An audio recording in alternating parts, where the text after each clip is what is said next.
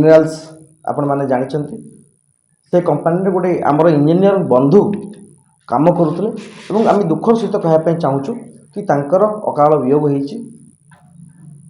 एवं तांकर जो दुर्घटना ता अनेक प्रश्नवाची सृष्टि करिछि जहाकु नै आज आम आपण सामने रखापी चाहूँ या तांको बापांकर मध्य अभियोग आपण जानिचंती कि ढेंकानाल स्थित एमजीएम मिनरल्स लिमिटेड जार चेयरमैन होउचंती पंकज लोचन महांती एवं से कंपनी रो ओडिशा रे विभिन्न जगह प्लांट अच्छी माइन्स अच्छी एवं सेठी हजार हजार इंजीनियर माने काम करछंती किंतु जेतेबेले इंजीनियर माने काम करछंती सेथिरे केते सुरक्षित भाव में काम करछंती सेफ्टी डिपार्टमेंट लेबर डिपार्टमेंट कौन करुँच से अनुधान करुँच कि ना ताकू एक विराट प्रश्नवाची सृष्टि होती कारण गोटे घटना आम आपण सामना रखू जड़े इंजीनियर ना हूँ शताब्दी राजमोहन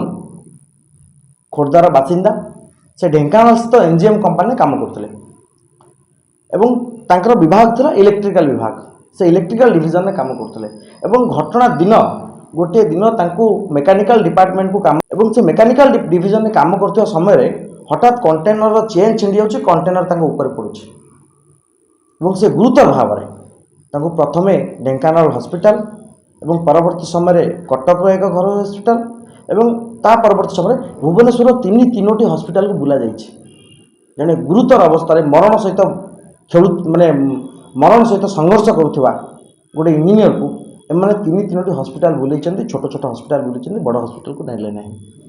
एवं जो एम्बुलेंस रे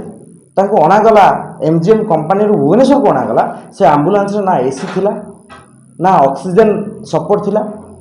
एटी बड़ प्रश्न उठुची हजार हजार कोटी टंकार लाभ कमाउथिबा कंपनी माने श्रमिक मानक जीवन को नहीं क्यों भाव में खेल खेलुछंती जेतेबेले एही अवस्था रे आमे खबर पाइलु कि कौन सूचना आम पाखक आसला कि आमको जणाया से चेष्टा कले एवं जेहेतु सी आमर जड़े इंजीनियर बंधु आमे आपण मानक माध्यम रे सरकार पाखे अपील करूँ से परिवार को न्याय मिलू से परिवार प्रति से परिवार क्या चाकरी दि जाऊ एवं से परिवार केमिति परिवार चलिबो भविष्य में तापे सरकार बंदोबस्त करंतु एवं से परिवार से जो घटनार आमूलचूल तदंत हो एवं सबुठ बड़ कथा होची जो सेफ्टी डिपार्टमेंट अच्छी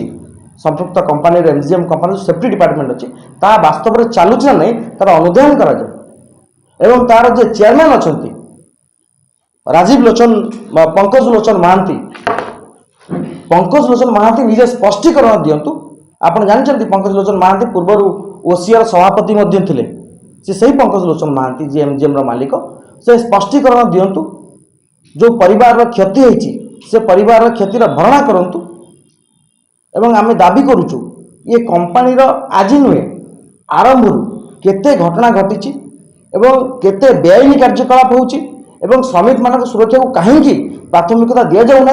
ये सबुर सरकार तदंत करंतु एक कमिटी बसई ये जो मृत परिवार को सरकार न्याय दे बोले आम आशा।